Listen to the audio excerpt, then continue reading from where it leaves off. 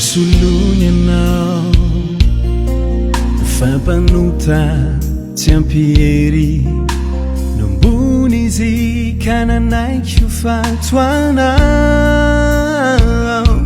fa efa voatendry ijaly sy ho faty izy nombony alokao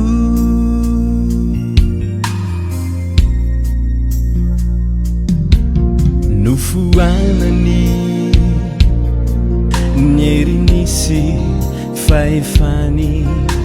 nanaiky izy natao tsinotsinona fa nanetry tena anolotra ny ainy amonjeny anao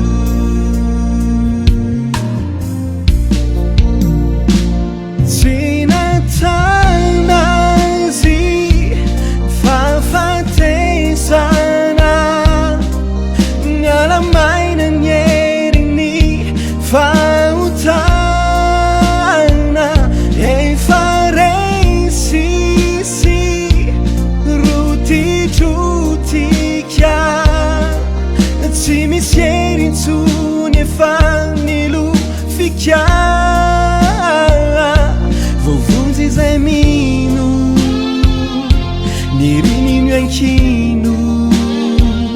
ny finona fino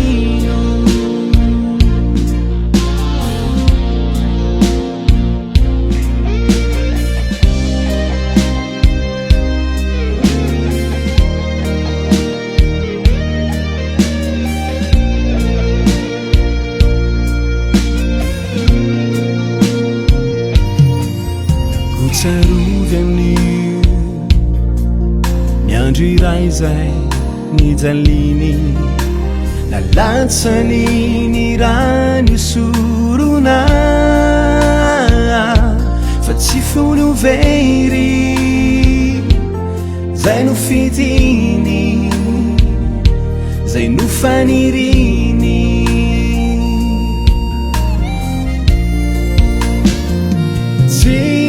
tanazy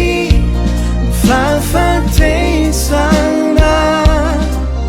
mialamaina nyeriny fahotana efa resisy rotidrotika tsy misy erintsony efa nilofika izay mino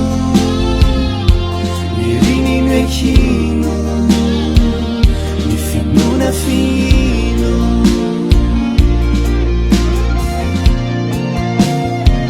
tsy natanazy mifafatesana